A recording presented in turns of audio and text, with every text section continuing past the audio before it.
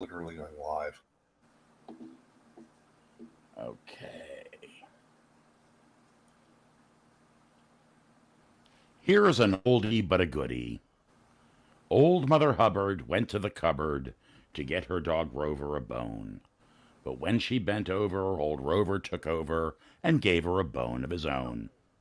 Oh, that's a good one. 4, 3. CGP Video Pictures presents Trek Tonight, Season 2. The Star Trek Picard Season 3 wrap-up. With your hosts, Christopher Pitcher and Leo Byrne-Janicek. Featuring whoever drops by. Tonight's review, The Last Generation.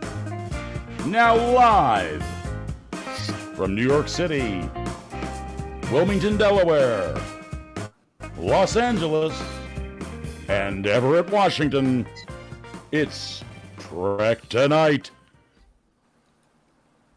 Hey there, Trekkers. We have a bonus episode of Trek Tonight. And I already noticed that John Van Gosteen is here and gave us a thumbs up during the opening credits. So hi, Thank you, John. How are you? So far, we have Angela and Eric with us. And of course, as always, my good buddy Leo. I know we're going to see Keith later. He's eating pork chops at the moment, having his dinner. So as soon as he's done with his delicious meal, I said to him, hey, I want to come to your house because I had like a tuna fish sandwich. So that was the pork chops sound a lot more enticing. But how you guys doing? Good. Tired. Still caffeinating myself. Yeah. Whoops. Hey, who's here? There he is.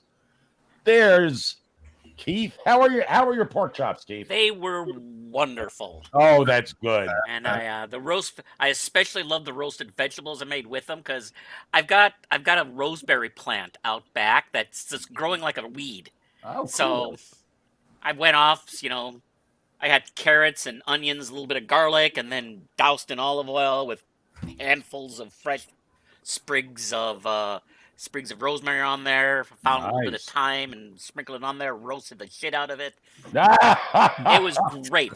That sounds good. For a minute, I thought you said roseberry. I was like, what the hell is a roseberry? Yeah. So, it was really funny, folks, because, we had such a wonderful time talking with Todd Stashwick and just having a good old time last Thursday. But then we got off the show, and then we were hanging around in the green room, most of us, and we talked more about the episode in the green room after the show than we did during the show. So we thought, well, you know what? We better go back and throw out an extra episode just to wrap it up and maybe get more into the weeds about the episode. I know that we all really enjoyed it, but there was an awful lot we had to say. It was just ended up being off air. So that Todd guy would not shut up. Oh my God. You know what? As far as I'm concerned, he can come by anytime he wants. I agree. That was loads of fun. It sucks being famous. Yeah. The head that wears the crown. It is. All I can hope is that they all had a good time watching the episode at his apartment later on. So that sounds like that was a lot of fun. Deep dish. Anyway, Craig Lubin may drop by later. He's traveling at the moment, so he may or may not be here. But at any rate, well, where do we want to go, guys? Because we really did sort of not dig too deep into the episode. So what do you think, Leo? Where do you want to start? Maybe we should sort of go beat by beat and try to, just talk about, well, there's sort of two plot lines. There's the Enterprise D plot line, and then there was the Titan plot line. So these were sort of the main two areas of action. Do you want to sort of break them down by those two, or do you want to sort of do it chronologically? What do people think? Chronologically, Okay, Yeah. if I can remember it.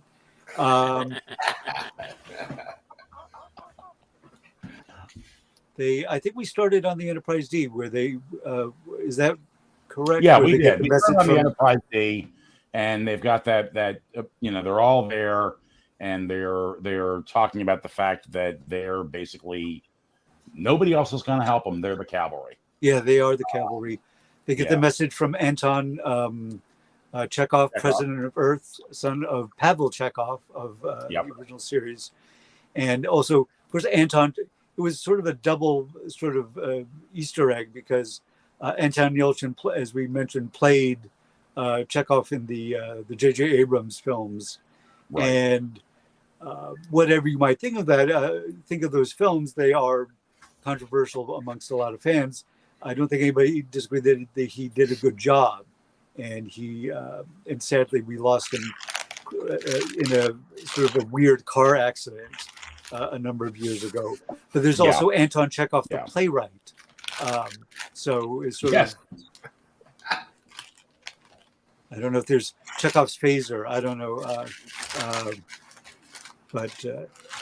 Oh, sorry, I'm being called by the Borg Queen. You'll have to forgive me. Oh, okay. Yeah. Well,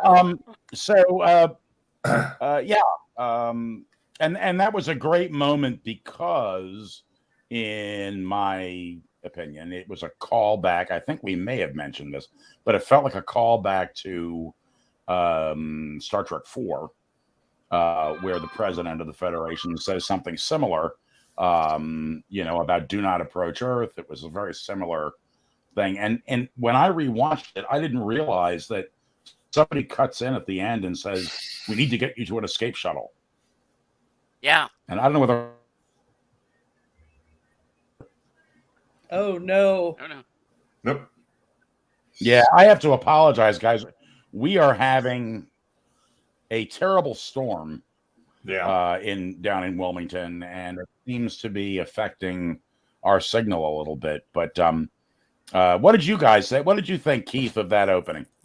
I loved it. I had no idea that we were going to get Walter Koenig in the show. This whole season, they have done a very good, with the exception, in my opinion, of Moriarty. They've done a pretty good job of not letting spoilers out into the public. And if I would have any kind of complaint, seeing Moriarty for just the little bit we saw him was kind of anticlimactic. I was expecting more with Moriarty being so prominent in the trailers. I was expecting more from Moriarty, but they managed to keep Walter Koenig under wraps, and I thought that was great. I was excited to hear his voice.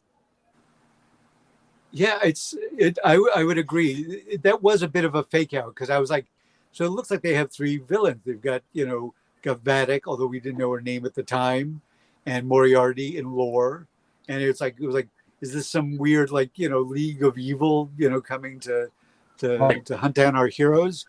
But in a way, I understand the impulse to feel disappointed that we didn't get to see more of Moriarty, but I think he did as much as we needed him to do, and the other sort of surprise cameos like Rolaren and Commander Shelby, now Admiral Shelby, and Tuvok. Yeah, all those were terrific. Apparently, Terry Matalas had this written this other scene where they rescue Tuvok, and apparently Rolaren was still alive. They beamed her out and all this stuff. And the money people are like, this is not Avengers Endgame. We don't have unlimited money. We don't have, right. So it is possible that Rolaren could show up again if she would, if Terry Matalas's headcanon, and if anybody's headcanon is applicable for Star Trek real canon, it would be his. Right. So, but I wasn't disappointed by Moriarty. I thought it was a great fake out because we were really expecting Moriarty to be like this big bad, and it was a bit of a red herring. And I'm fine with that because I'm not sure what more we could have done with Moriarty. No, I'm not either. Really. Yeah.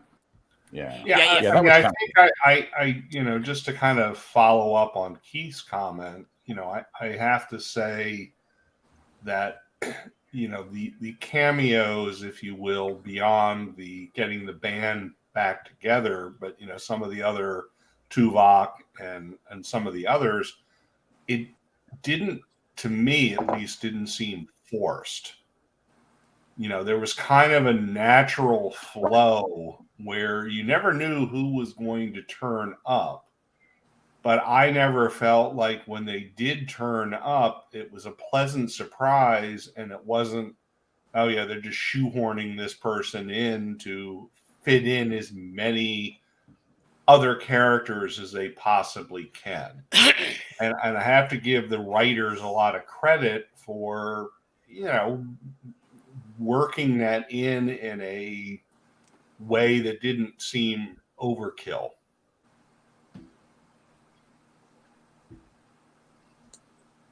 I agree. No, I agree. Agreed. I think they had it could easily just be. I'm sorry. Did I interrupt somebody? I'm sorry. No, you didn't. I'm laughing because I'm having problems with my Wi-Fi, and okay. and it sounds like you guys are able to keep talking, which is great. But I cut back to just everybody nodding. Oh.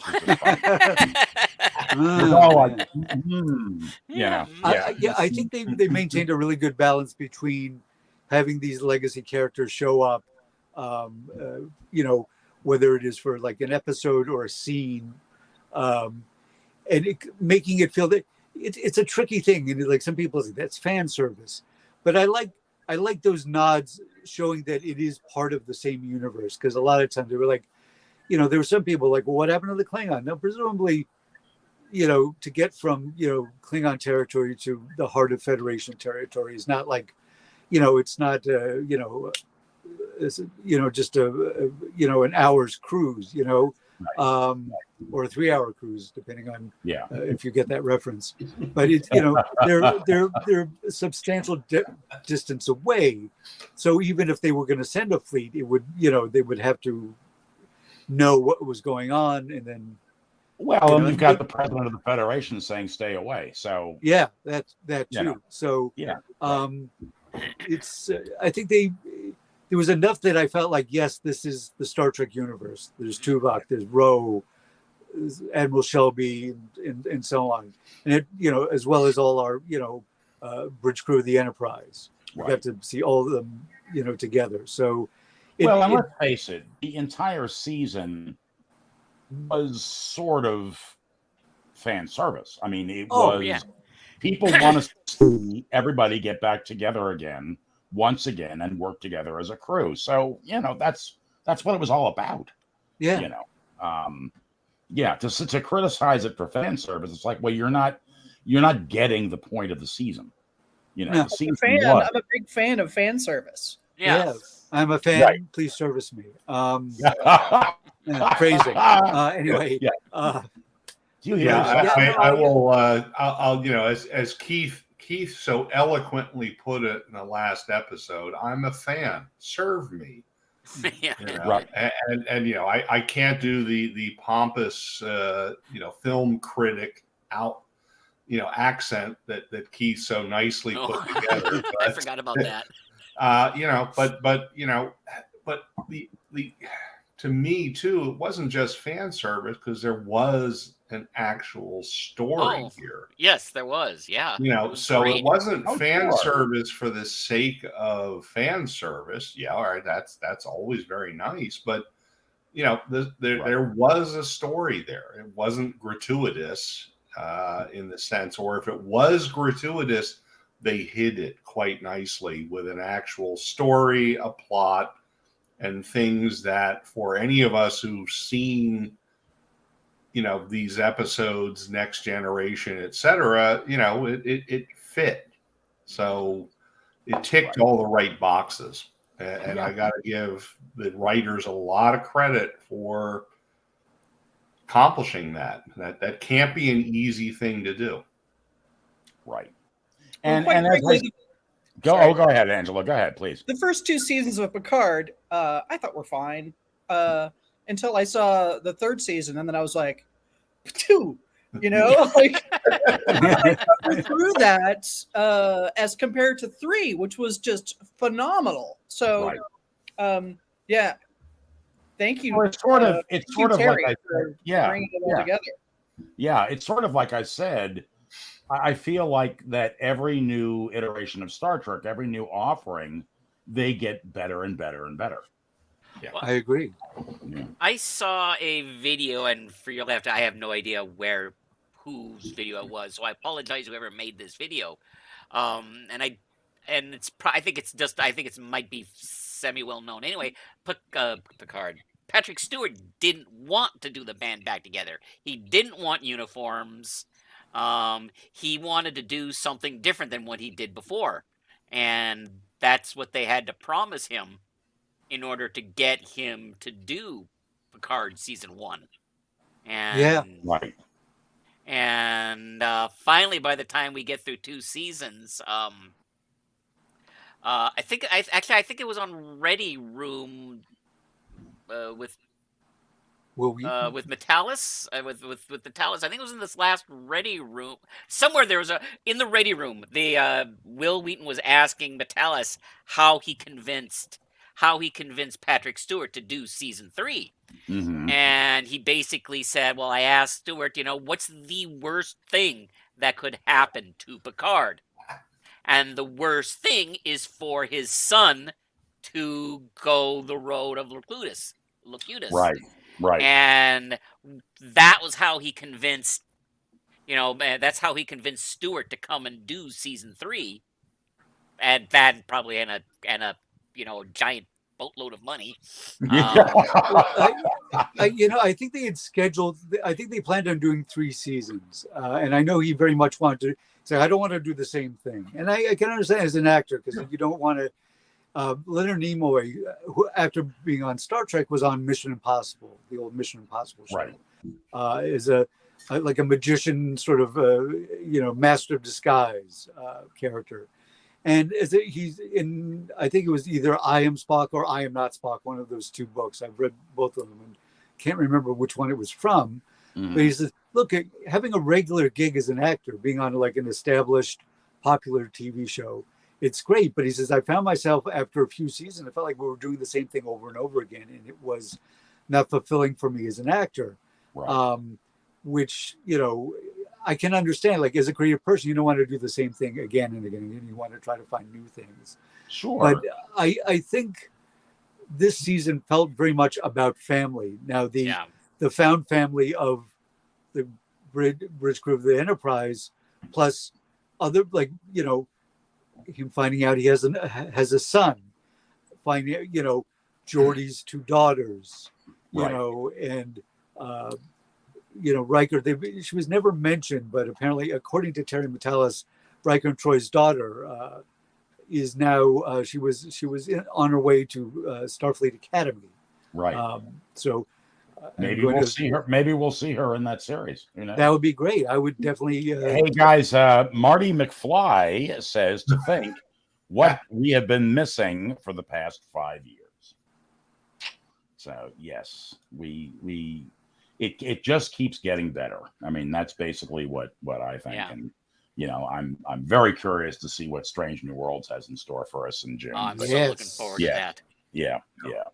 So all right, so where are we in this? So we've seen the Borg controlled fleet getting ready to pummel space dock. We've seen the crew of the Titan, who have been Borgified all on the bridge, just sitting there repeating fire. And then we get to the idea that, they noticed that there is unauthorized movement on the ship. Yeah. And then that takes us to 7 of 9 and her little gang that she's assembled including the starship, the Triton Cook. The Titan Cook, yes. I do love. I like the. I kept trying to find out who that guy was, and I have not been able to find who played him, or there's been no write up. But I love his whole thing where he comes in and he's got like the blue, uniform on. Right. He says, "Well, you stations everybody," and she's looking at me. He said, "Well, you trained as a pilot." I said, well, I would, I didn't really finish because, my brother had a hernia. I had to work in the My mom deli, got sick, and yeah. And I love that whole bit because it's like a guy who's sort of like, yeah, I had training like 10 years ago. I haven't, it's not like I regularly like re-up my certification. He's the cook. So she's like, today, it's almost a little reminiscent. I'm a doctor, not a, insert profession here. Yeah. And this guy says, now you're an engineer. So, yeah, right. now you're a pilot. But you seem to do a pretty good job. And, she had a little cadre of 25 plus, year plus crew members who hadn't been Borgified. Right. So they take the bridge, and they had that really cool phaser rifle that would actually beam people away. Like, I don't know where that came from. It felt like it was sort of a MacGyver, bit of technology. I don't think it's standard technology, but it's a very cool idea. Did 7 make it? I don't really know where it came from. I'm not sure. They kind of hand waved that. Yeah. It might have been Rafi. Right? It sounds like something Rafi might cook up, or maybe there was an engineer. I'd have to. Anybody have any thoughts on that?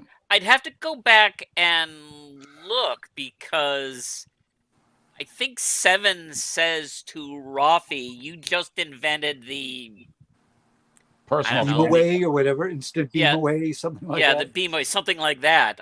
Yeah. I think what they were doing is they were using the phaser to target someone, and then the transporter room would automatically transport whomever they just targeted with the phaser to the transporter room. Gina says Rafi did. Thank you, Gina. That's it. I mean, it does seem like of that group, she seems like be the one who might, come up with a clever bit of workaround. So Marty McFly says the drones were shooting those in one at the Baku.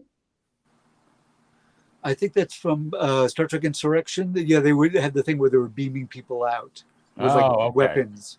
Gotcha. That's a deep cut. Yeah. Thank you, Marty. Yes. I love the fact they're trying. I mean, again, and now they figure out because they're on the fleet. They're under the fleet, control, and they said it has to be line of sight, which is a little. I'm like, I mean, I'm not going to look at it too closely because I'm not sure it necessarily makes sense. Because if you're broadcasting a signal, you don't have to see somebody to do it. Like when I pick up my cell phone, my iPhone, and I call somebody on the rare occasions that I actually use it as a phone. I don't. It's not like an old school. It's not like a walkie-talkie you had as a kid where you pretty much had to be within eye distance for it to work. So cloaking the ship, I'm not sure why it would, but it's fine. I'm not.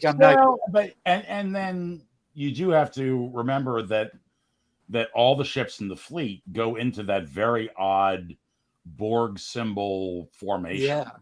So maybe that was part of it. I don't know. Well, because I think it's more though than just so. This is me trying to make the thing work. Right. It was more than just a receiver though, because I think it was also two-way communication. So if you do stealth mode, that cuts off your half of the communication. So that's quite true. True. It's fine. It's not. It's fine. Yeah. I'm not gonna worry about it. Right. And Gina reminds us that going back to the transporter thing, we did say that it's in Discovery in the later seasons, that sort of personal transporter thing. Yeah. So that's sort of an evolution of that technology, maybe. Yeah. I mean, when she says you just invented this, that's kind of a Maybe. nod, maybe forward to discovery. Yeah. I don't know. I bet. This guy says, "How do we know he didn't invent this?" Right, that's what I know. exactly. Yeah. So, I again, it doesn't really bother me, but it's sort of like I'm like, fine. That's, I mean, all the science in Star Trek is pretty dodgy to begin with. So, at this point to start, pulling on threads feels like it's not helping anyone. Right. So. Yeah, I mean, it seems to me. I pay attention when you talk. Yeah, yeah. I mean, I think it's fair to say that that whole scene, everything happened so quickly. It was kind of like a boom, boom, boom. You had the shootout at the bridge, and Right. and at first, I thought the Borg were beaming the Borg kids away. See, that's what I thought at first. And yeah. then I saw the whole thing about the module that was attached to the gun and the comment to Raffi, and it was like it all happened so fast for me. It was kind of like, all right, yeah, this is something Raffi could probably cobble up together because she seems to be a pretty resourceful lady. Right. Yeah, dodgy science or not, if anybody can come up with something random like that, it would probably be Raffi. So, right. it was kind of like, okay, yeah, I mean, it is what it is, and I wasn't going to overly analyze it. And it worked in, the context of the scene because everything else hit so fast after that. You really didn't have time to think about it. It was kind of like, yeah, okay, it worked because we say it works. Red goes faster. And it was kind of cool, and I love the fact that they could lock them all down into the transporter room, and they were stuck in there for a while. Yeah. No, there was. I have no problem with it. It's just sort of like, all, like I said, all the science, crazy science of Star Trek, bring it on. It all. Yeah. It's all weird science. The weird science. Now going back to the Enterprise D, and they found the transmission, which is coming from the red eye of Jupiter, the red spot. Right. And they're pulling in, and this Borg cube is enormous. If you remember the ones we've seen before, they're much bigger than the Enterprise. Right. This one was like fantastically large. Yes. Like Death Star large. Which later on seems apropos given what happens. Right. But you really get the sense of I see what you did there. Yeah, the scale of the Enterprise. And the Enterprise has like 1,000 people on it, the Enterprise D. It's a big, big ship. Yeah. But it looked like, it was like a little speck compared to the cube. Right. And then, of course, they lowered the shield so they're being invited in. We discussed whether this was sort of the reason for it. I think the Borg Queen really wanted to sort of like break Picard personally. I think that's it. When I sit back and think about our conversation, I think I lean towards it being the Borg Queen rather than Jack, because Jack was just way too involved in what he was doing, in orchestrating everything. I'm sure it was her trying to say, yeah, there's Picard. Yeah, let's have him come in so I can gloat. It was Never turning the screws. I mean, to me, right. It was gloat, it was arrogance, all of the things that we all talked about in the last episode. I think, she just wanted to, dance on top of his corpse, if you will, and gloat. And you have lost, you failed, and now watch as everything that you've ever loved, including the son you didn't know you had until now, I'm taking all of that away from you. Isn't that fun? Right. Yeah, I agree. And it was interesting. They create this, so they decide who's going to go over there, and Data really wants to go, but they remind, because he says he knows a lot about the Borg, but they say they need him on the ship.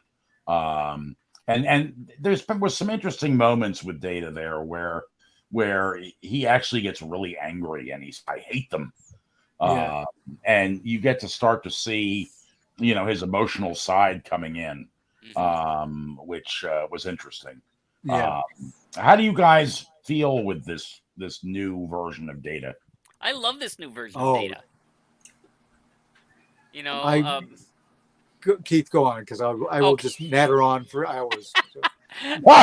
So we've seen Data get the emotion chip before, right? And he's just like always the emotion. When he has the emotion chip, it's like he's always just like bouncing back and bouncing around the different emotions a person might feel, and a tad inappropriately, but this Data has obviously integrated the emotions that you can feel, and he's acting like a human. He basically gets everything he ever really wanted as an android. Yeah. Right. And I'm down for it. I'm this new Data is funny. I love the jokes this new Data is showing. I love I love his anger. I love I love that he has a gut. I love that he has a gut for them to trust. Right, exactly. Hey guys, just 1 second. We're going to cut away to some commercials, but we will be right back.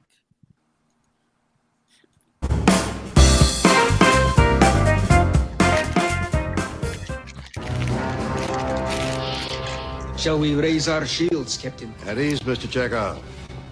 Again with the shields. I wish you'd just relax and enjoy the amazing picture clarity of the DirecTV HD we just hooked up. With what Starfleet just ponied up for this big screen TV, settling for cable would be illogical. What? I can't use that line? For picture quality that beats cable, you've got to get DirecTV. Hey, right now, Loblaws is having a huge frozen food sale. You can get tremendous value on over 50 frozen food items, frozen vegetables, frozen meat entrees, frozen concentrated juices, ice cream. If it's frozen, you can save plenty. Don't get left out on the cold. Come on in and stock up that freezer. Loblaws frozen food sale. Another reason why more than the price is right. Does it work here? You want it? You got it. You want it? Baby, just bust a move. I wanted to chill, but making all of my travel arrangements was freaking me out. So I went to Priceline.com, where you can name your own price for some dope airfare, a hip hotel, a fly rental car. You want some of this? Then you know what to do, dog. Bust a move.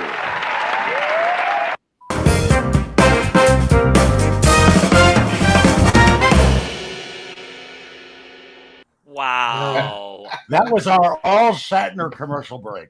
Wow. He had a guy in a penguin suit behind him. Yeah. Yeah, he actually did several commercials for that grocery store chain. I have no idea where it's from. It feels like it might be Canadian, because he's Canadian. I don't know. Maybe. It also sounded like it said Boblaw. Yeah. And I'm thinking about Arrested Development. Right. So, right. Listen, and if man, everything is frozen, then it's probably Canadian, Oh, yeah. There you go. Oh, yeah. Yeah, I have a collection of commercials that they all did post Star Trek, but we may get into now. Next, we're going to probably do some a Nimoy commercial break next time, so that'll be fun. Hey, before we went to commercial, Marty said there is a lot to be mined exploring the Borg connection to the changelings. Yes. Yeah. Maybe we want to talk about that a little bit. Angela, I feel like I've been talking way too much. So what's your take on this? Well, I'm still having flashbacks to a grocery store in Paris called Picard, which is an all frozen food grocery store.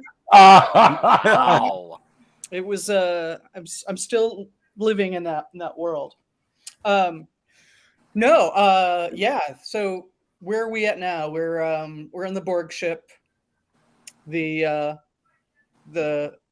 queen is, well, first of all, we come in on Jack Crusher giving this really crushing speech to all the folks out that he's beaming this message to, saying, you're going to be assimilated. There's going to be no more disease or pain, right. Which is crazy because he's in this ship with all these like dying Borg all around him. Like, right. There's nothing pleasant about the situation that he's in, and no. He's like, do you really want to invite people to live in that world? Like, that just does not seem like the thing that Jack Crusher would really be hip to. Right.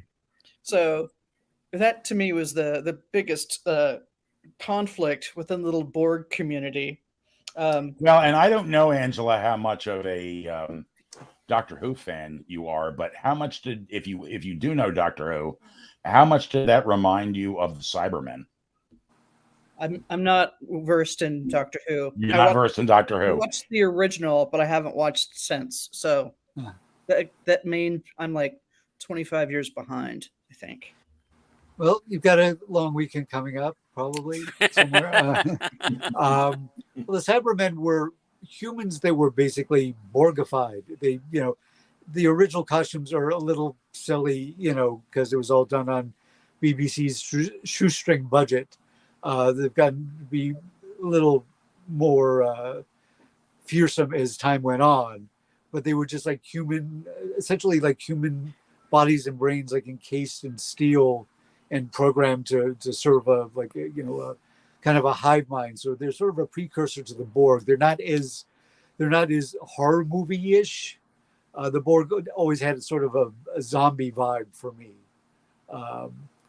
But yeah, no, I think for Jack, my take is, because Jack's kind of a hot mess.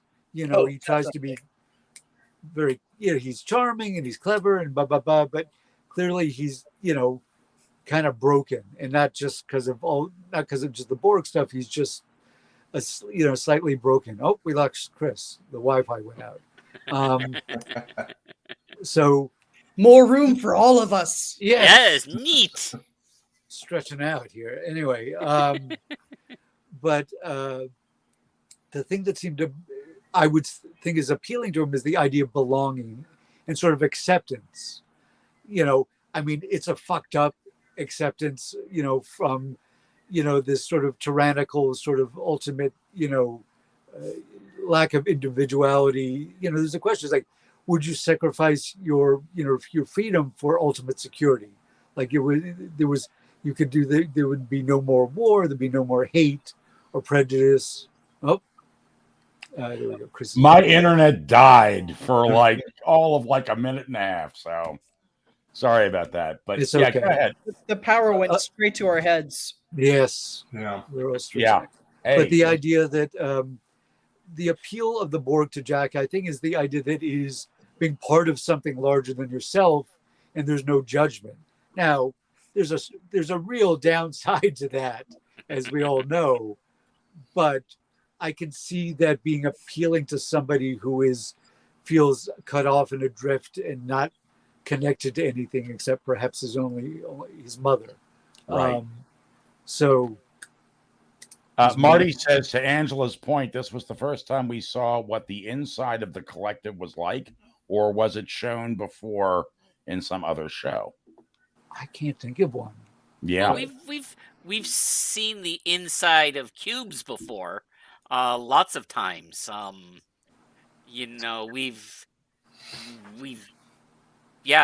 then in Voyager. Marty says, I'll sit down now.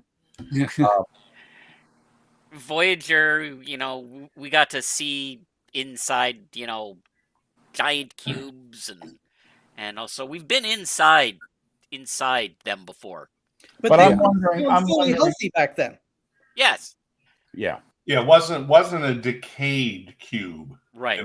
Which is what that was the big difference. Is That was the cubes before, there was lots of, Borg wandering around doing whatever Borg do.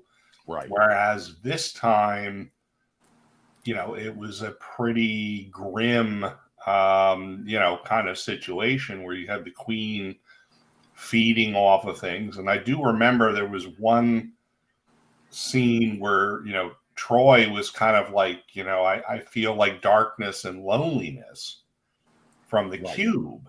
And I think she was picking up the Queen. Oh, yeah. Because when you think about it, that's a pretty horrible existence when you're the Queen, but you have to eat your subjects to stay alive and hope that Jack is your salvation. So it is kind of a dark, situation there for the Borg. Queen of the Ashes. That and the changelings were very questionable as to whether they were going to come through on this deal, right? Because they kept messing up and losing the ship, and like, oh well, now they're in the nebula, we can't get there. Yeah. So they weren't a super reliable ally co-conspirator. Well, so we're going to assume that that's who Vedek's handler was, the Borg Queen. I think so. Yeah, I think it was so, never. Yeah. Yeah, I don't think they never established it like in dialogue, but unless there's some other super secret baddie out there, and I don't think there is. I think it was the Queen. And the real thing is, these changelings were so much different than the changelings we saw in Deep Space Nine, which were, had sort of the illusion of beneficence, the idea that they were doing it for the greater good. Whereas these guys were like out for blood, and it was and understandably because they've been experimented and tortured. So, not hard to see their point of view, even if you don't agree with how they dealt with it. But the question is, would the changelings then, what? Let's say their plan went to worked out perfectly. People got assimilated. Federation taken over, so on and so forth. Right. So then, how quickly do they turn on each other? Because I don't think either one of them wants to be, Yeah, and the question to me is, once that happens, what are the changelings out of it? I mean, revenge, I guess, but the question is are there still changelings in the Gamma Quadrant that are part of the big, I forgot the term they had, the Great Link. The Great Link. Yeah. Are they, because they see these guys, the guys we met seem to be of a different, faction. So Right. is the Great Link like, oof, that's fucked up, or are they like, well, let's see how this plays out. Right. Well, presumably they're on the changelings still in the Great Link are in the this is fucked up kind of category, because they were the ones, Odo essentially was the one who pointed Worf at this rogue group of changelings. So So presumably they're not cool with this. I would like to think so. I would like to think that it's possible that changelings might even, I guess that I have this very pro-Federation sort of mindset. Is you like to think that eventually everybody be like, yeah, let's join the Federation, right? Which as a Star Trek fan, I'm pro Starfleet, pro Federation, so it may be my own personal bias, right? So I'm pretty sure most of the people in this call have the same bias. Yeah, probably. Yes. I'm not enjoying it. Yeah, my sense is that this was a rogue faction of changelings that were, and as Leo put it, look, they were tortured. They were the ones that were directly burned in test tubes. I mean, when you think about that scene where Vadek was kind of describing what was done to them, and you saw a couple of those little cut scenes, it's pretty horrific. Oh yeah. Yeah, I can't blame them for being pissed. And, right. you know, what happens once you get your revenge? You know, I don't know, but it seemed to me Dig that, two graves, right? yeah, this is a rogue faction of changelings. It's not the Great Link and all of that, but you know, they're not entirely unjustified in being pissed. Right. You know, they were tortured. So, Right. you know, who wouldn't be pissed if you were tortured? I Right. certainly would be. Well, and presumably the Borg, although they are a very aggressive species, you know, well, we kind of messed them up too. Now we had to. That was survival, but so yeah, it's harder to muster sympathy for the Borg. I have more sympathy for the changelings that were, you know, tortured in the lab. You know, the Borg, I kind of go with Data's, you know, and again, you know, it's part of Data's becoming more human. He hates the Borg, you know. Right. That's one of the first emotions you hear from Data in connection with the show. You know, I hate them, you know, and I can believe he hates them, you know. Sure. So, you know, so it's an interesting dynamic, I think, that they put together here with that. Right. Right. All right. So now we have that scene where you have, you know, Picard is there. He's sort of sparring back and forth with the Borg Queen. And then he's trying to reach Jack. Yeah. And his solution is to jack himself into the collective. Right. And that puts him in that strange inner space where he's able to talk directly to Jack. Yeah. You know, and whoops. And you know, who wants to comment on that moment? It's interesting because, like, as I said before, you can see why Jack might gravitate towards it. I mean, obviously it's slightly coerced and he's a hot mess. So, right. But I can see if you felt adrift your whole life and you're just accepted in this without any judgment, there's something very compelling about it. Sure. But I'm sort of rushing to the, because, you know, he and Picard have quite a bit of, you know, well, they have a fair amount of back and forth. And because Picard keeps trying to get him to leave. He says, I'm not going to leave. This is so much better. Right. And the turning point for me, for both Jack and Picard, is that moment where he says, well, if you won't leave, I'll stay. I'll wait with you. Right. And he hugs him. And Picard, as we've discussed, is a guy who always put duty above family. Like, you know, he was always like a Starfleet officer first. And we even saw that in the flashback when all the cadets were like, you know, like, what's it like to be on these adventures? I mean, how did you do this? And there's Jack with his ball cap sitting at the bar saying, listen, did you ever miss having like a proper family? And he's like, yo, Starfleet was the only family I ever needed. You know, you know, dagger to the heart. Yes. Yeah. And this was a point where he's like, well, if you're gonna die, I'll be here with you and I'll stay with you. And it was just a few moments before where he tells Riker and Worf, I can't be your captain any longer. I have to be a father now. Yes. So yeah, that's what really like jumps him into dad mode.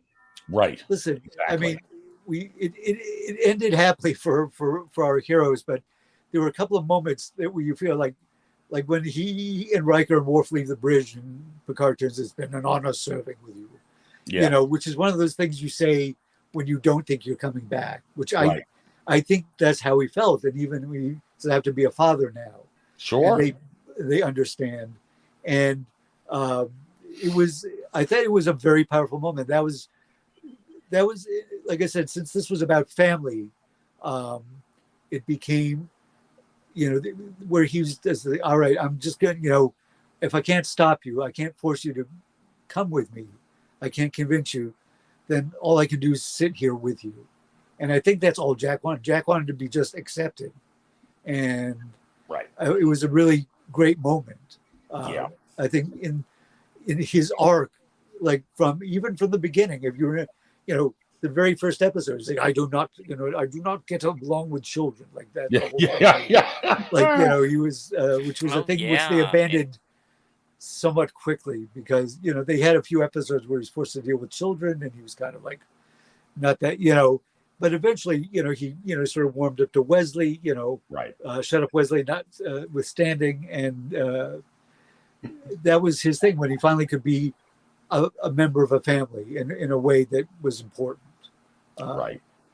But and just to jump back to that point, it's interesting that Picard took command of the Enterprise D when its selling point was that people could have their families on board. yeah, And therefore, obviously, there were countless children, I think, on board that ship. So yeah. interesting. Well, remember he asked Riker for help with that. That he has, like, they're in the conference room. He says, he's not really comfortable with children, but he asked Riker to help him. So Marty says Riker also seemed redeemed by Picard.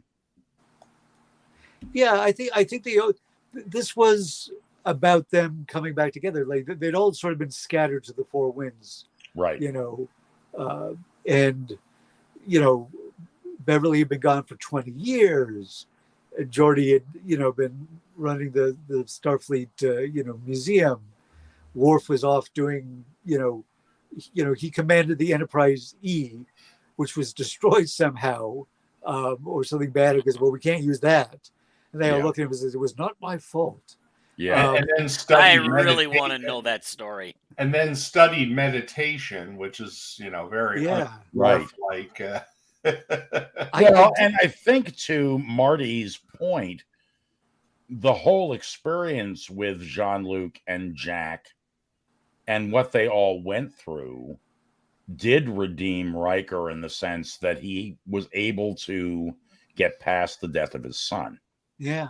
I'm not sure if that's exactly what you meant, Marty, but that did make me, what you said made me think of that.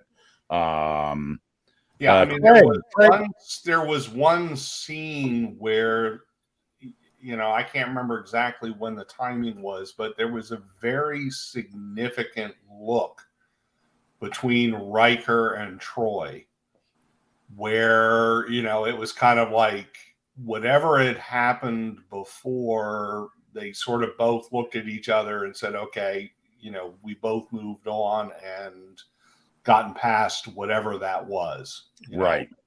And I think, that was pretty significant I think he was able to get past that. She was able to get past his inability to get past that. And, right. I think there was a redemption arc there that, kind of wound that little storyline up. Yeah, definitely. Craig mentioned, speaking of Wesley Crusher, he and Kestra Riker were both missing from the series. But I think, as we said before, Wesley's off doing Doctor whatever. Whoing it up. Yeah, whatever Wesley's doing. And the Kestra thing, I think, is because of maybe we're going to see her in Starfleet Academy. So I think the Starfleet Academy show is going to be in the future, the Discovery era. I think. I'm not. Oh, really? Because what's her Tilly's in it. Yeah. It would be silly for Tilly again. Yeah. But it's entirely possible if they do Star Trek Legacy, she will show up there. Right. Right. It's weird because Star Trek Legacy is a fan created name, and sort of they're really trying to will this into existence, much like Strange New Worlds, although they didn't have a name for it. Right. Although I feel like they were planning on doing Strange New Worlds, because they at the end of season 2 of Discovery, they built this very elaborate Enterprise bridge. Right. And you don't really build that elaborate a bridge for like one episode. Yeah. Generally speaking. Yeah. I think it was always a plan that they were going to do a spin-off. I think so. Although it sounds to me like Terry has embraced this title of Star Trek Legacy, from articles I've read, but I don't know. Listen, I'm down for some Star Trek Legacy. I'm Me down too. for the Section 31 movie. Yep. and But then again, as Todd Stashwick said last week, they got a lot of Trek to make first. yeah, And that's very true. There's a lot of things that are already in the works that they have to finish and they have to move forward with. So, well, there's going to be the Section 31 movie. There's going to be the Starfleet Academy show. right, Discovery's ending, and I think it comes out next year. right. Gina says, me too, in regard Yeah. to wanting to see that show. Yeah. Yeah, and everybody's saying that that Paramount is just hemorrhaging cash. So, like, how can they add something else to the mix, right? Uh-huh. We all need to just, make sure everyone we know subscribes to Paramount Right. Plus. Yeah. Yeah. Yeah. Don't share your password. I think it's interesting because I would say Star Trek is their biggest draw, because it's funny because Paramount Plus has all these CBS shows, like a lot of procedurals, all that stuff, and the people who like those shows tend to skew a bit older. Yeah. And they're less likely to be streaming, which is sort of ironic. Older than us? Older than us. There are people older than us, believe it or not. We're not the ancient ones yet. They're all watching that old Tom ones, Selleck police show. Yeah, Blue Bloods. Or, yeah. Hey, listen, my CSI, wife watches whatever. all that stuff, and she's younger than me, so. But yeah, she loves those things, those procedural things. Yeah, I mean, I know. We do have to be patient. We do have to be patient. We do have to be patient. And listen, we've gotten more Star Trek in the last few years than we've had in a very long time. So, It is a great time to be a Star Trek fan. Yeah. Gina says Blue Bloods is great. I read a rumor, but this was pre-pandemic, so I don't know whether it died with the pandemic. But Universal Studios is gonna lose its license for the Marvel characters that they're getting from Disney. Right. And there was a rumor out there that was pretty substantiated in 2018 that they might swap that stuff to compete with the Star Wars land at Disney. They might swap that for a Star Trek land at Universal. So I'd be down for that. I've got my fingers crossed that that's still in the works, because that would be very cool. I don't know. Again, like I say, all the articles that I read on that, which sounded like it was a real deal, were all from 2018. So I don't know. These things tend to go very slowly, and then because there's so many layers of lawyer you have to fight your way through. Eric can speak to that. The copyright, the trademarks. There's a lot of intellectual property associated with any of these kinds of shows. And you look at Star Trek, and it's been around for so long that the IP around it is pretty significant when you think about it. Well, it used to be a difference between Viacom and CBS, like the movies and the TV shows. Which has since been brought back together. Right. Right. But then they have the random licenses that you've given out to gaming companies. And trying to navigate, okay, what have we given to others and when does that expire? And just navigating that is got to be a headache. Oh yeah. But if they can consolidate it into a single unified collective, right, bringing it into the board, that's probably good, because then at least you have the freedom of movement in terms of doing things without having to satisfy 20,000 different stakeholders that might have an ownership interest. So right. It's, look, the more content that comes out, as long as it's good, I'm I'm happy to see it. As Keith said, it's a good time to be a fan, because I remember years and years where there was no show or anything, and it was kind of like, well, what are they going to do next? And now all of a sudden, with all the streaming platforms, you've got a lot of things to pick from. So Marty says the Star Trek Experience ride was outstanding. Marty, I was always disappointed I never made it out to Vegas to see that. Me too. And that was really a shame. I'm not exactly sure, because I do remember, Leo, you were trying to get us all to go. Yeah, I was trying to get you and Craig and I to go out there. It was a number of years, maybe. Oh yeah, I want to say 2015. It was a little before that, because they were going to close it down. I said, right, do it like a weekend, and we'd go out there. But I don't know what prevented that from happening, but I think it was just scheduling, like all sorts of stuff. Is life got in the way, as they say. Yeah, exactly. But all right, so do we want to wrap up this episode? So, well, I mean, we could really go into the weeds about, because it had, much like the end of Return of the King, it had a whole bunch of endings, a lot of codas. Right. I liked Rafi and Worf's moment when he broadcast all her, basically her service records, all her commendations, and basically, showed her family, because they all thought, you're just a conspiracy nut and you're a drug addict and we can't trust you. Right. And they, as he called himself an honorable maverick, must have done that. Yeah. And I like their relationship. I would watch a show about them if they were thinking about doing spin-offs.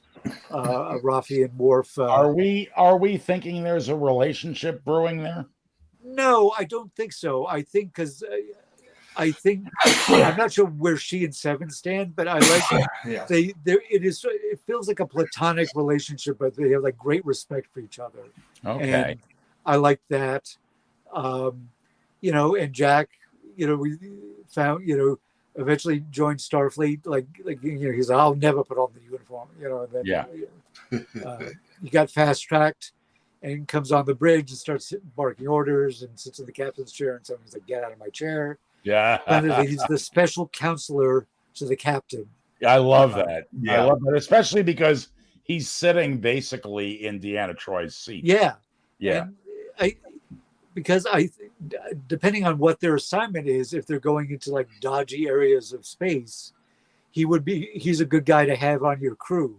Oh yeah. He'd be like, I was like, oh yeah, this is a pirate, thing, or oh, I know something on this planet. Right. We shouldn't trust them, but we can try, or whatever, sort of stuff he's got up his sleeve. I like the fact that Sydney was promoted in the last year and a half. She had the extra half pip. She's Lieutenant JG. And there's a little bit of sparkle between them. She's like, I wouldn't believe anything he said, or ignore everything he says. She's like, I always do. And, it seemed a little flirty, because they definitely had the spark of something going on. Now we have some questions from the viewers. Oh, okay. Okay. So I'm going to go, let's see. This is topical to what we're just talking about. So I'm going to, Marty asks, so does he still have his abilities? Do you guys think he still has his ability to connect with people like that? I don't know. I kind of hope not, because it feels like it's a little dangerous. Mm-hmm. I mean, it might be handy, but I think it might be dependent on the Borg. And since the Borg are sort of all gone, we guess. I think the only reason he was able to, for lack of a better phrase, mind control people, was because those people had been through the transporter and had the had the gene put in their heads. There you go. In the last year, they've got put through a program to remove all that Borg shit from people. So I don't know if they could do it I don't know if they could do it for Jack, since that's an innate part of Jack. So Jack might still be a transmitter, but I don't think he's got anybody who can receive them anymore. Yeah, there are no receivers. Right. There you go. Okay. Another question that Gina has is, she said, I have a question about Picard. Does he have a lifespan or not? Yes. Gollum. They said at the end of season 1 that he would have a normal lifespan, but one without Irumodic syndrome, which turns out to not be Irumodic syndrome. It was Borg shenanigans. Right. So, I guess people live longer in the 25th century than we do, given that medicine is, would advance, so. Okay. Well, there you go. Craig says, Captain 7 of 9, really like Jerry Ryan in this series. Nice to see her on the captain's chair of the Enterprise G. Yes. And you know what I like about the fact that we turned Titan into the Enterprise G? I'm not going to say it ever. I'm not going to say that it ruined my because obviously it didn't. But it always bugged me that Starfleet had a quote flagship of the fleet. There are obviously bigger, better ships in Starfleet than Titan. Titan's a great ship. Don't get me wrong. Right. And I like the fact that it's now it's a good ship. It's a ship that you can send out into the beyond, and you've still got all the giant ass Odyssey class and big honk and whatever is gonna come off afterwards in there. So I just like the fact that Titan is not, or excuse me, the Enterprise G. Yeah. Is not the flagship of the fleet. Right. I think you can do more stuff with it when it's not such a high profile ship. I mean, listen, the Enterprise was the flagship of the fleet because it was it was the star of the show. I think that right. I mean, the Galaxy class was the biggest ship in the fleet, I think, at the time. Yeah. But they played fast and loose with sort of these naval traditions that kind of like, I think the writers are like, I like that phrase, flagship of the fleet. Yeah. Let's put that in. But one other thing though too, so I forget how far in the future we get the Enterprise J, but I seem to recall they gotta stop destroying that, because they gotta slow down on the Enterprises, because we've only got H and I left between the J. So yeah, and that's got to go into the 31st century or something. That's right. Yeah. So we, after G, we can only have 2 more Enterprises before we get to the J. So right, jumping back. Unless they went all the way back to Z, and then started again. Reset. Jumping back to the age of Picard and his Gollum body. Craig says Dr. McCoy was 137 years old when we see him in the pilot for Star Trek: The Next Generation. Yeah. So, yeah. All right. So I'm gonna, Angela had raised this in our chat between the 2 episodes. What does 7 say when it's time to accelerate? I don't know, but I think they wanted to say it, like maybe they weren't sure they don't, because if you say it, then you're locked in. Yeah. I mean, I think it was great the way they cut that, because it's like I knew they were going to cut it, because it was just too easy. They're like, they're going to leave us hanging. Yeah. And they're going to make us guess, and they're going to drive us crazy. And it's like, all right, what does she say? And I had something in mind, and then I'm like, oh yeah, but that's, Pike in Strange New World says that, it was obviously like something that somebody has already been there, done that. And I'm like, okay, it's going to have to be something new. But who was it who made the joke that she says 7 Up? That'd be something. Maybe that's when she's like, she taps on her badge. She wants to beam up. 7 Up. 7 Up. A friend of mine just sent a message. I don't know if he's watching. I know I let him and his wife know they're Star Trek fans. Says they missed an opportunity when Troy was like trying to find vacation spots. His Worf should have suggested Minsk, which is where he grew up on Earth. That's true. Yes. Yeah. All right. So any other big points at the end? Because you're right. I love the last scene of them at 10 forward, closing the bar down. Data starts to do his, he's like going to do his limerick, and he never gets to finish it, of course. But Picard does this great quote from Julius Caesar, and that was the only thing missing from this is, Picard quoting Shakespeare. That is, that like tick that box off, beautifully done. Yes. But he takes out the cards. I love watching them just play. Apparently, they filmed for 45 minutes and just had them ad lib and play cards. Oh, that's great. Yeah. And they really felt very much like a family again. From being all the way, like I said, scattered, across the galaxy, to coming back together. Even though they have their individual lives, it feels like they will still be in each other's lives, much like I think the actors are. Right. And the only thing I do have to say is, like, where's Laris? Where's Laris? Yeah, Lara's got the short shift. She gets it. Even if he was like even if I don't know, it's possible that I don't know if Beverly and Picard, did they get back together, or they just co-parenting. And it is also possible. It is also possible that Picard went home after that and reconnected with Laris, and then he just happened a year later. They all decided to get together. Right. It is So- possible, but I kind of wish I wanted some acknowledgement. Like, you'd be like, I should get home, as Laris is waiting for me. Right. Something like that.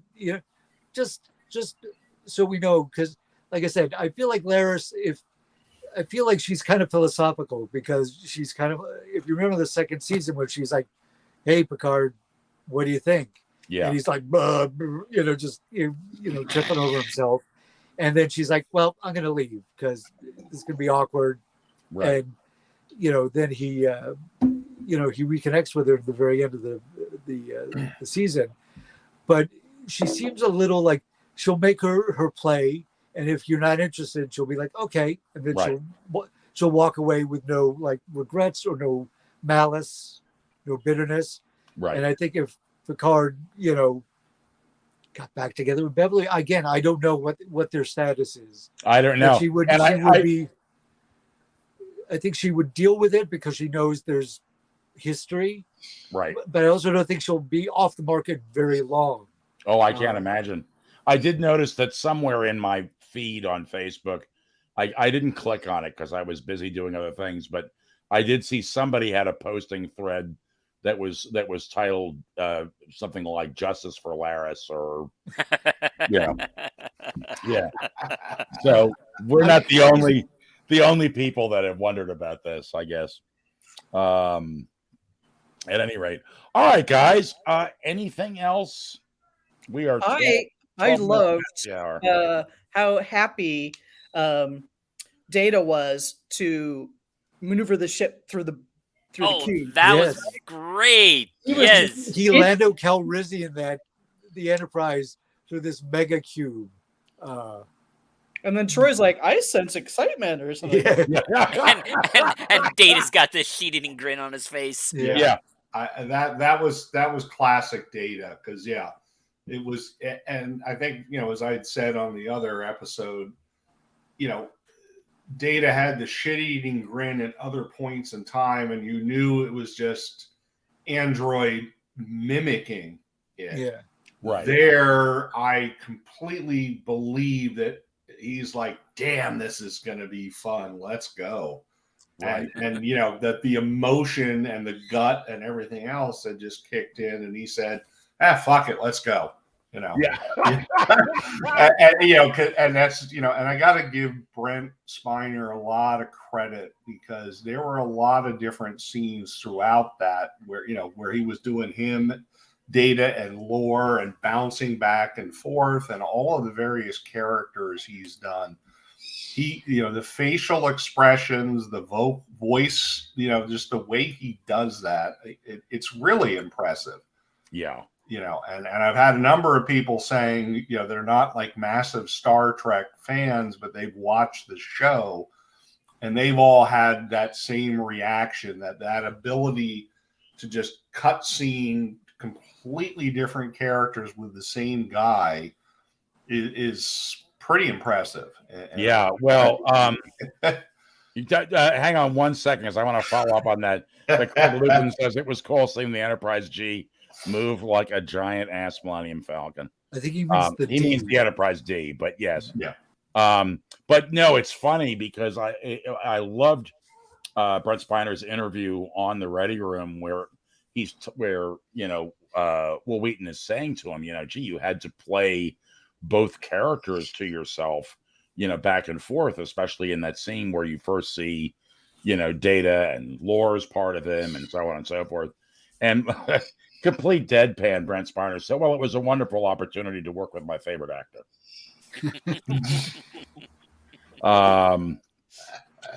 But anyway, so all right, guys. Any last minute thoughts? Swords are fun. Yes, swords are fun. Yeah, I will make it a threesome, like he was, which was a great line. Great was. Falling asleep in the chair at the bridge was, it's like you had all those great one-liners, and it's like, all right, well, what does he do to top that? Well, he just falls asleep, and and I've certainly, I know Chris has done it, I've done it, where it's like you're just sitting in a chair, and then it's like, okay, lights out. Yeah, it's funny because I was saying to the guys online yesterday that did anybody want to do this, and people were like, yeah, let's do it Saturday. That sounds great. And I said, well, I'll post a link for it later on tonight. And then I completely took a Worf nap. And I woke up and it was really late. And I was like, you know what? I'm just going to go to bed now. But yeah. I did like his very gentle snores. Like, he's not like, he wasn't like Three Stooges snoring, like, whoa. No. Yeah. Just a very, like, almost like the way like a cat might, sort of gently snore. So, Worf, I love the sort of evolution of Worf is this sort of like Zen monk. Yes. Yeah. John Van Gosteen says it was very fun. The Enterprise D bridge was just great. Oh yeah, they really. Oh. I've watched the last several minutes of the penultimate episode several times now. Basically, from when we get the reveal of the Enterprise D, and every single frickin' time I'm tearing up. I'm just so happy so happy to see the band really back together. Yeah, because as you said in Thursday's episode, the final character was the Enterprise D. Yeah. That was the last piece of the puzzle. That was beautiful. Yeah. And the whole thing, they're like, well, she always took care of us. Mm-hmm. Yes. And again, recommendation for the Ready Room if you haven't seen it. There's a great bit where Will gets to tour the set, and he talks with the designer about I've forgotten the man's name now, but about Okuda? I think it was Daniel Okuda. Yeah, exactly. And Marty says, hopefully Paramount learns not to tear down this set. Yes, because a lot of Star Trek sets have gone in the dumpster. Yeah, it makes me wish I'd been in Los Angeles, because I'd be like, if I could get on the lot, can I have the captain's chair? And right, yeah. You'd be there like, yoink. Exactly. Yeah. Well, they finished filming a year ago, so who knows what happened to it. Hopefully they put, that thing deserves to be in a museum somewhere. Yeah. Should be in a museum. Yes. Okay, Indy. Or at least a bar. Yeah. Yeah, right, exactly. Well, I mean, you would think, okay, so whether there's a theme park attraction or not, you would think with all of this activity that somewhere somebody would say, let's create a museum. Let's get some of this stuff together. Let's gather it up and put a museum somewhere where you could go and see all of this stuff. I don't know. Just my thought. There's the Science Fiction Museum somewhere in the Northwest. Keith, is that near you? Yep. Been there multiple times. Kirk's chair is there, or one of Kirk's chairs is there. Yeah. So. But I would love to see a museum dedicated strictly to Star Trek. Yes. That would be very cool. It would be very cool. I say we call out for that. Yes. Yeah. So, all right, guys. Oh, what's this? Scotch on the Rocks #2, good bar idea. Yes. I want to have a drink that I read about on Star Trek Spirits called a quantum singularity. Do you have the recipe? I'm getting the recipe because I signed up for their newsletter. Okay. And supposedly they're gonna send me the recipe, but it does involve Romulan ale. So I have to buy the bottle of Romulan. Yeah, I was looking on the website today. They have Romulan. They don't say what it is. Well, actually, if you click on it on the actual thing, it's a blend of rye whiskey. Okay. There's actually two. One is a rye whiskey and one is a vodka. That's exactly right, Andrew. Yeah, there's a vodka with blue curacao. To make it blue. That's because They both sound good.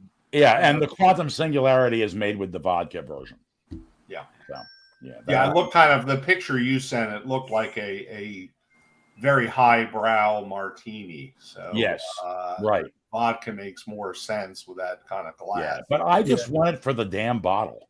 Yeah. Well, I have loved that bottle since Star Trek Rapid True. Yeah, it was because I have a ship that brings me over a case every now and again, for medicinal purposes only. Right. Yeah. Anyway, guys, I think I'm going to have to roll out of here because I have a feeling that my little one is causing havoc. And I might need to help out as dad. But are there any last thoughts before I roll us out of here? Great season, I thought. Yeah, really great season. It was a blast. Thank you, everybody who's been on the show as a guest. Oh yeah. Hey, thanks you for guys especially. Yep. And next week we start our series on the movies, going through from beginning to from release date. We're going to tackle Star Trek: The Motion Picture and move on through there, and that's going to take us right into Strange New Worlds, which we're all excited for. Looking forward to that. Oh my goodness, yes. So at any rate, if you want to hear us yarn on and on about all the old movies, we'll be doing that for the beginning of the summer, going into getting ready for Strange New Worlds. So, that's really nice. John says he really enjoys this. Thank you, John. Thank you, John. I really appreciate it. At any rate, we will see you next Thursday. We will not have a Wednesday show because Mandalorian ended, and we're just going to let the Star Wars stuff rest until we get maybe Ahsoka or something like that. Maybe we'll bring a Wednesday show back. But at any rate, thank you guys all for coming in on a Saturday night. Thank you, Christopher. Thank you, I Leo. really appreciate it. Yeah, it was terrific. And I've just got to find, where the heck is it? Live long and prosper, everyone. Yes. Yep. Live long and prosper. And when I lost my internet connection, all of my prepared things were all wiped out. So I've got to go add them.